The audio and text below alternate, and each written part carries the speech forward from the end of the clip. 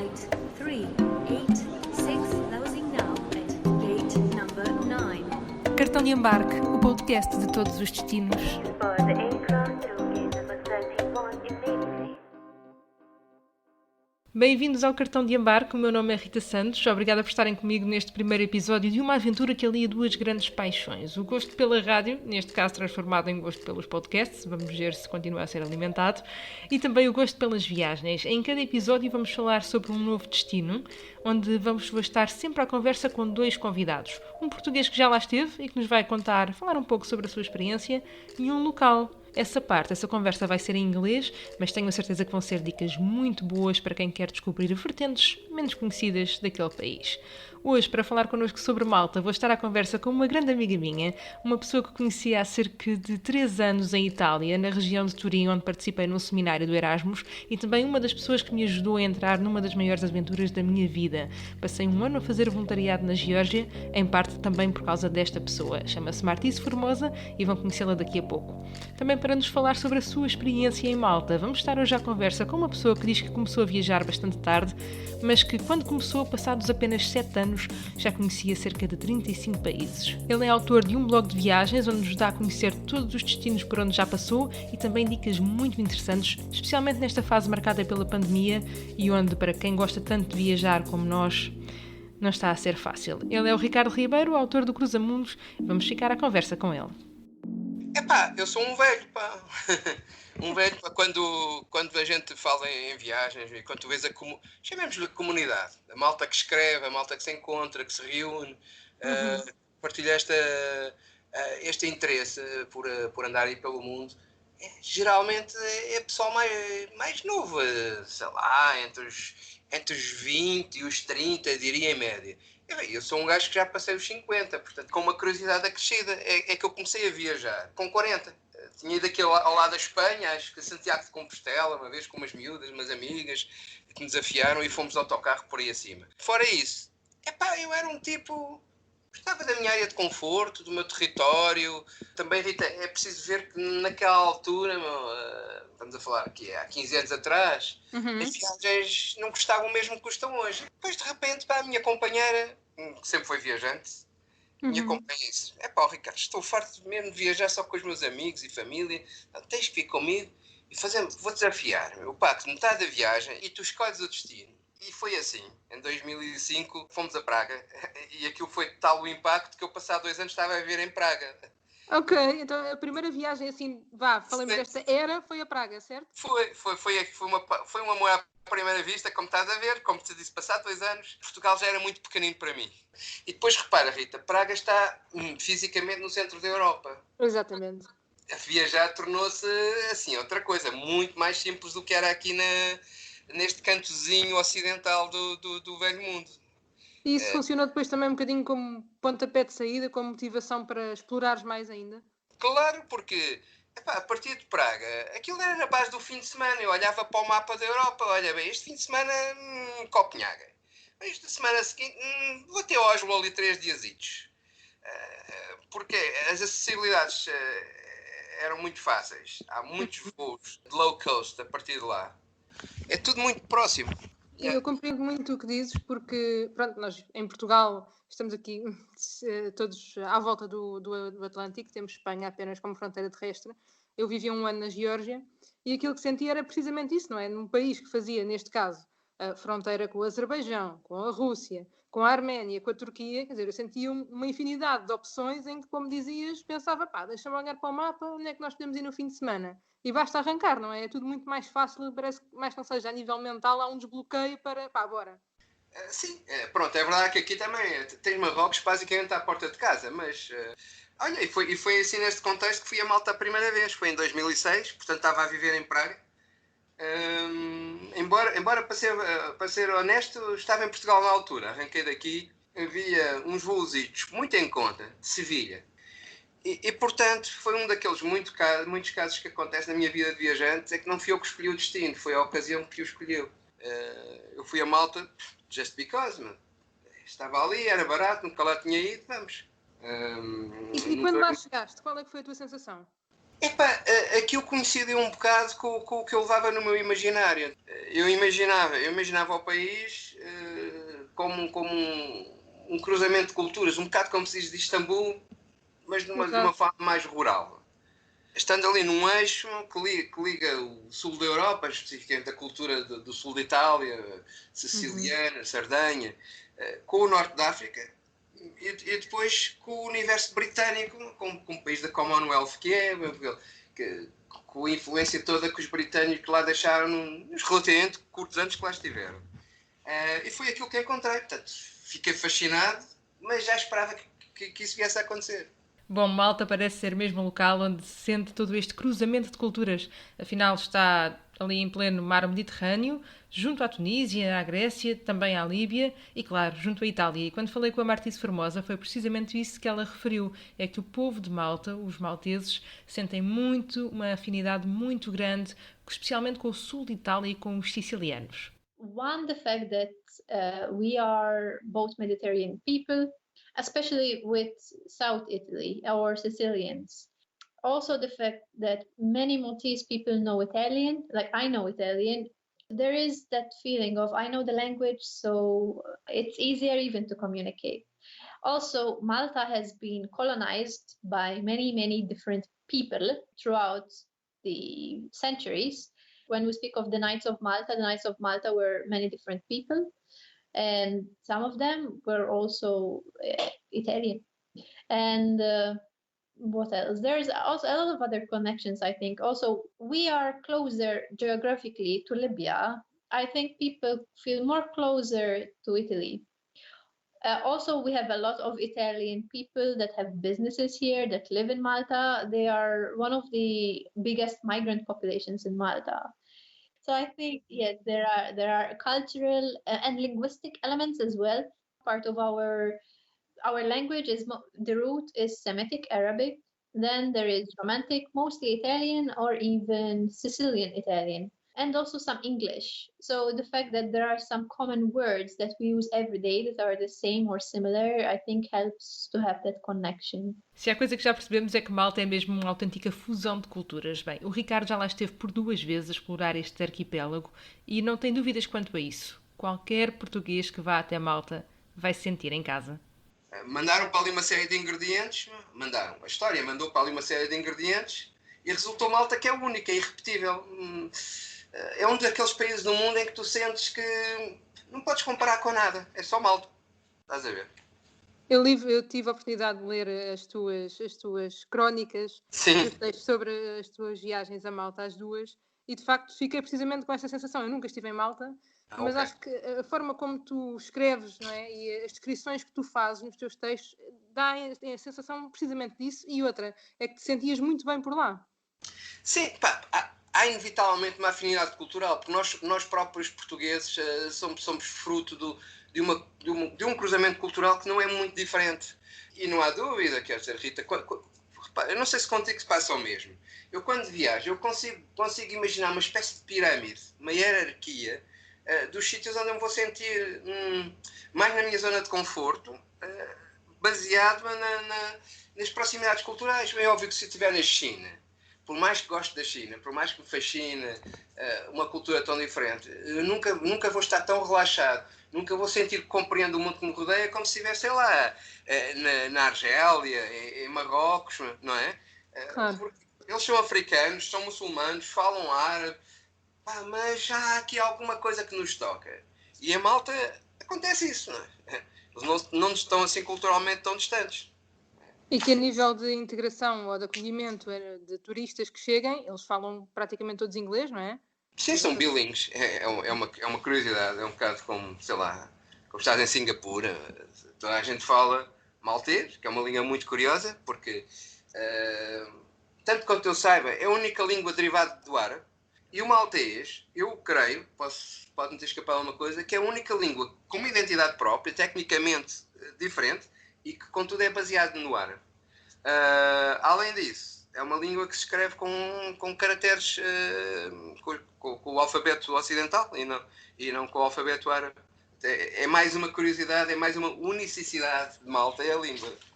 Uma característica e que me fascina bastante e que, por mais que por muitas vezes possa causar algum tipo de impedimentos ou vá maiores dificuldades a quem viaja, para mim, no meu caso, fascina-me também, sabes, olhar para aquela língua, tentar decifrar, tentar perceber e, claro, como consequência de toda a influência cultural que tem e do desenvolvimento da própria língua, não é?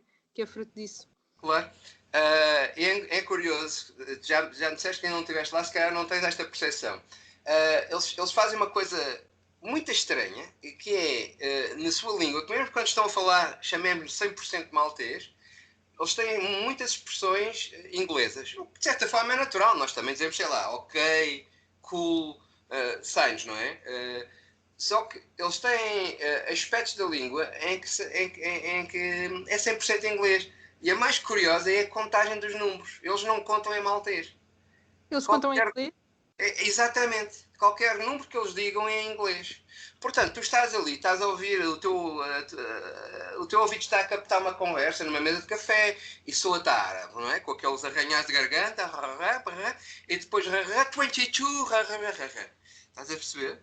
Não, de facto não percebi nada do que é que significava este RRR22, então quando falei com a Martise pedi para ela se apresentar em maltês, dizer quem é que era e que estava no podcast Cartão de Embarque. Bom, resulta nisto. Hello, jina Martes, neix min Malta, bħalissa qiegħda fuq il-podcast ta' Rita Cartão de Embarque. Escusado será dizer que depois disto voltámos ao inglês e eu pedi à Martise para ela me dizer quais as 4 primeiras palavras que lhe vêm à cabeça quando pensa sobre Malta. Bom, ela não teve dúvidas. Diz que é a natureza, o sol, as celebrações tradicionais e o tamanho. Diz que fazem muitas piadas sobre o tamanho do país. Bom, depois ela deixou-nos aqui um pequeno roteiro, porque afinal estamos a falar de um arquipélago com muitas ilhas, ao contrário do que a maioria das pessoas pensa, não é só Malta, Gozo e Comino. A Martise explicou mesmo que Malta e Gozo são as 2 ilhas principais habitadas. Comino, ela tinha dúvidas sobre se ainda havia lá alguns habitantes ou mais, ou não.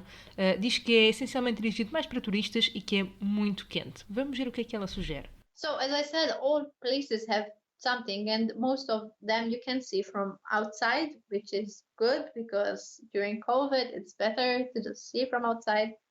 So for sure, Valletta, the capital city, it's a fort, so it's very small. Although it takes a while from one side to the other, it feels like ages, but it's like only half an hour. But if you're running to catch the bus, because buses are outside of Valletta, just outside, it feels a long time. Mdina, which is the old capital city, it's very, very small. You can literally walk it in like 10 minutes probably. It's very nice though. And of course, these places have places where you can visit inside. The surrounding areas like Rabat, it's the outskirts of Mdina, so it's also nice, and there's some remains. If you like the sea, there's the 3 cities, which are literally just in front of Valletta. Um roteiro que passa por Valletta, a capital, Medina, Rabat e as chamadas 3 cidades, Vitoriosa, Sengleia e Cospicua, que parecem ser mesmo encantadoras. Eu também quis saber qual é a opinião do Ricardo, o que é que ele mais tinha gostado nas 2 vezes em que esteve em Malta. Ele começou por falar de como gosta tanto de uma ilha em particular, Gozo, mas há muito mais para descobrir. Gozo, tal como me dizem as pessoas em São Tomé, em relação ao Príncipe, Gozo como é mais remoto, anda um pouco atrás no tempo. Portanto, Gozo é uma espécie de memória do que Malta foi. É mais rural, as pessoas mantêm um espírito de comunidade mais denso, as estradas estão em piores condições, tudo é mais genuíno, tem muito menos turismo.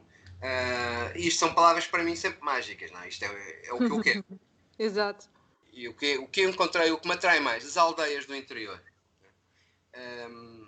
As aldeias do interior são a Malta genuína, se pode chamar genuíno, porque as coisas estão sempre em evolução. O que é genuíno hoje já não era há 100 anos. Mas, portanto, as aldeias, muito, muito interessantes. Gostei dos vestígios apagados da guerra, de explorar posições militares que foram abandonadas. Eu gosto muito daquilo que se chama Urbex. Não sei se estás familiarizada com o termo. Não, conta-me. Não. Urbex é o diminutivo de Urban Exploration. É um hobby que consiste em descobrirmos e explorarmos ruínas, sítios abandonados, mas sítios que têm histórias, consegues quase sentir os fantasmas do passado. E em Malta fiz isso, encontrei, documentei-me e gostei. Há um forte, por exemplo, inglês do tempo da Segunda Guerra Mundial, que está numa zona afastada, basicamente tens que ir a pé, mesmo na orla costeira, e foi fascinante descobrir os bunkers, as posições onde estavam as peças de artilharia, e fechar os olhos e imaginar aviões alemães a bombardear, os tipos cá de baixo a responder ao fogo, e os ingleses ali a falar, a viver, a abrir latas de conserva. Portanto, gostei muito dessa parte de Malta. E gostei também muito dos sítios onde há história. Não esta história recente de sítios abandonados, mas as fortalezas, as casas dos cavaleiros da Ordem, até porque há ali muito de Portugal. Eu sou muito sensível à Portugalidade espalhada pelo mundo. E conseguiste encontrar facilmente esses resquícios dessa Portugalidade que falas? Muito facilmente, porque, por exemplo, creio que uma das maiores fortalezas, um dos maiores, não chamei de fortaleza porque aquilo é um complexo fortificado, mas um dos principais bastiões da fortaleza de La Valeta, acho que se chama, ou que foi construída por um grã-mestre da Ordem que era português, um Manuel, com O. Tens a casa ainda, que acho que hoje é sede do governo, que era a casa dos Cavaleiros de Castelo e de Portugal. Penso que partilhavam. Eles tinham quase como repúblicas académicas, eles tinham as suas casas. E os membros da Ordem, os Cavaleiros, agrupavam-se consoante a sua origem na Europa. Então tens a casa dos Cavaleiros de Castelo e de Portugal. Esqueci-me de um sítio, é um sítio que eu gosto especialmente, que é a Medina. A Medina com o nome. Ia-te perguntar precisamente por Medina. Exato, ok. A Medina é um nome que provavelmente é familiar do mundo árabe, de Marrocos. A Medina é o centro histórico. E na Medina é onde tu tens mais. Onde sentes mais a presença africana, norte-africana, muçulmana. As ruazinhas estreitas, labirínticas. Embora hoje em dia a Medina, a povoação, está muito bem conservada, tem muita cosmética, vivem ali as pessoas de bem, ou têm ali as suas casas as pessoas de bem. Pessoas, se calhar, de La Valeta, aquela élite sociocultural maltesa, tem que ter lá uma casa assim, sei lá, como Monsaraz, estás a ver? Sim. A Medina chegou a ser capital. Sim, o nome o diz. A Medina, centro histórico tinha que ser capital. Junto a Medina há um local também com muita história, que é Rabat, também, curiosamente, outro nome que nos é familiar aqui dos vizinhos marroquinos, que é mais interessante, é mais genuíno. Tens mais ainda tens aquela espírito de comunidade, a vizinha que vai à janela estender a roupa, o café, com o pessoal, os homens mais velhos, ou que estão a falar sobre os seus pássaros. Em Malta eles adoram pássaros. É um hobby, é uma obsessão, mas do universo masculino. Eles vão jogar às cartas para a rua e levam a sua gaiola com os seus pássaros, quase como nós levamos o cão, não é? E em Rabat, que faz fronteira com Medina, vai-se a pé de um lado para o outro. Aliás, se a memória não me falha, tu não tens transportes para Medina, tens que apanhar o autocarro para Rabat e depois atravessar o bairro a pé. Ali sim, ali já não há uma certa artificialidade. Ali tens uma comunidade muito gira, tens um sítio, tens um café histórico que é o Crystal Palace, onde eles vendem aqueles pastelinhos que são míticos em Malta. Não falha-me agora o nome do pastel, que podem ser combinados de várias formas: queijo, fiambre e queijo, só queijo. E aqui no Crystal Palace estão sempre a sair, aquilo parece os travesseiros de Sintra, né? Que é uma maravilha. E tradicionalmente a malta que está lá são os velhotes ali do bairro, a conversar, sei lá, do futebol, da política. E que geralmente isso é um indicador de que é um bom sítio para parar. Podes crer, se ainda não foi destruído pelo turismo de massas nos últimos anos. É em grande aquele sítio, Crystal Palace. A nível de comida, falaste nestes pastelinhos, como é que é a comida lá? Opa, a comida lá para mim é o pior. Foi mesmo aquela coisa que eu disse, pronto, ok, a comida é que nem por isso. Posso estar enganado, é a minha experiência de 2 visitas. Não há aquele gosto de comer cá noutras culturas. Não é aquela loucura, passam a vida a comer e têm isto e têm aquilo. Não encontrei. Nem assim um restaurante onde me sentisse bem, meu, e fosse uma maravilha. Nem encontrei uma comida. Aquilo, muita influência italiana em termos de gastronomia, pela minha impressão. Pois, exato. Portanto, não. Para mim foi um flop a parte do dar ao dente em Malta. E focaste aí também uma parte a propósito de Medina, que era a questão dos transportes. Como é que tu te movimentaste a maior parte das vezes por lá? Qual é que é a forma mais fácil de um viajante se movimentar em Malta? É uma pergunta interessante. Deixa-me fazer uma introdução. Para mim, no momento em que os autocarros antigos de Malta deixaram de circular, Malta, de certa forma, morreu no meu coração. Eu não consigo imaginar Malta sem aquilo. E é claro, para eles foi uma coisa boa, que aqueles autocarros que eles usavam eram autocarros alguns dos anos 40, muitos dos anos 50 e uns poucos já dos anos 60. Aquilo era uma frota de autocarros que era um postal, era um ponto de referência. Tipo, tu ias às lojinhas de turismo e tinhas sempre as miniaturas dos autocarros deles. E ainda estão muito no imaginário coletivo quando se fala de Malta, não é? Pois, pintadinhos de amarelo e de cor de laranja.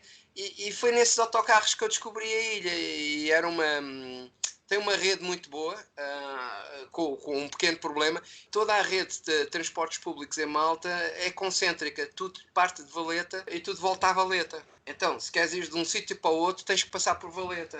E diz-me uma coisa ainda só sobre Malta, que me ficou na curiosidade, porque pelas tuas descrições, lá está, falavas muito nas Salinas. As Salinas que são em Gozo. Depois as Salinas é um daqueles sítios que têm que ficar. Impressiona.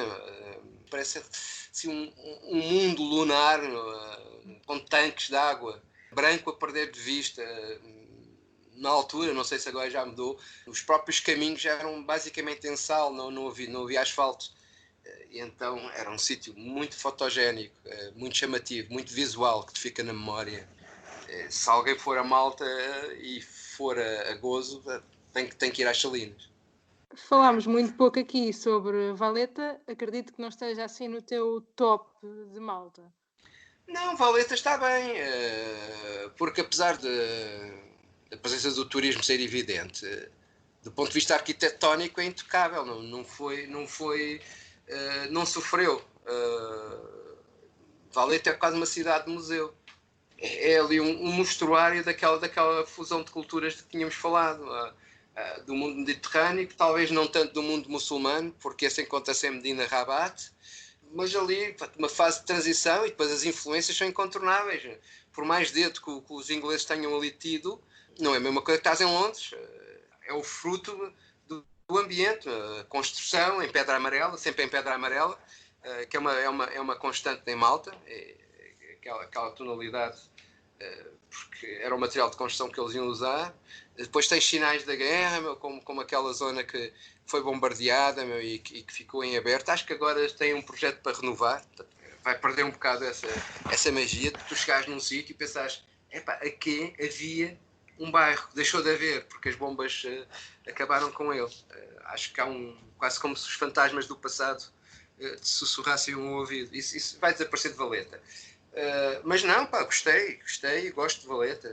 Tenho vistas fabulosas sobre o Porto, e depois do outro lado tens as 3 cidades históricas, e Valeta é fascinante.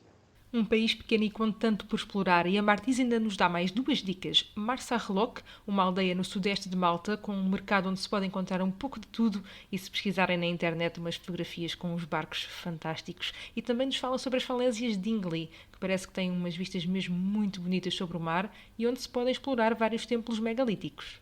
Our markets are not like Istanbul markets or something like that. There is a lot of clothes that are cheap. there you will find some food, especially in like Marsa Shlock, for example. There's one stall or a few with sweets and also fish. It depends where you go. Like the one in Valletta is mostly clothes, but then you can also find like some kind of street foods and gabanas, which are like small shops, or like carts. So there is like imaret, which are with dates, which are very sweet. Sometimes you find popcorn. You can also find street food wise, like what's called pastizzi, which is like cheesecake or pea cakes. They're like 30 cents and very fatty but good. And sometimes, especially for example in Marsa Shlock, you will find souvenir stalls, which I think would have more and are cheaper than actual souvenir shops. Oh, and places that they should visit, they should not forget the north. There's a lot of beautiful cliffs. So if you go also here, it's the middle, there's Dingley. There's Dingley cliffs, which are very popular. Here there's Ain Tufiha near Meliha. So it's like there's a lot of cliffs. So you should not miss on cliffs because that's a specialty here. If you're visiting here for a week or two, you will have a lot of different things to do, even despite of COVID. As I was mentioning, there is just so much. And because it's so small, you can go from one place to the other by bus, renting a car, renting a bicycle, renting a motorbike, or sometimes even walking. There's a lot of activities as well. So it's a very busy island, I think. It's not very still. There's, especially during spring, summer, there's a lot of things that you can do. And I think meeting people will also be nice. Yeah, there's a lot to do. It's how it is. Depois destas duas conversas, ninguém tem dúvidas de que há muito para fazer em Malta e da minha parte garanto-vos, é muito bom ter amigos malteses. Obrigada Martise, obrigada também ao Ricardo Ribeiro, cuja última viagem andava ele numa incursão pela América do Sul e teve de fugir à medida que a pandemia ia chegando e os países iam-se fechando. E tinha alguns projetos em manga para o próximo ano, mas que se calhar vão ter de ficar adiados. Quem sabe se não vamos falar sobre eles num próximo episódio. Este foi o primeiro episódio do Cartão de Embarque. Voltamos em breve com um novo destino. Final call for flight 386 closing now at gate number 9. Cartão de Embarque, o podcast de todos os destinos. For the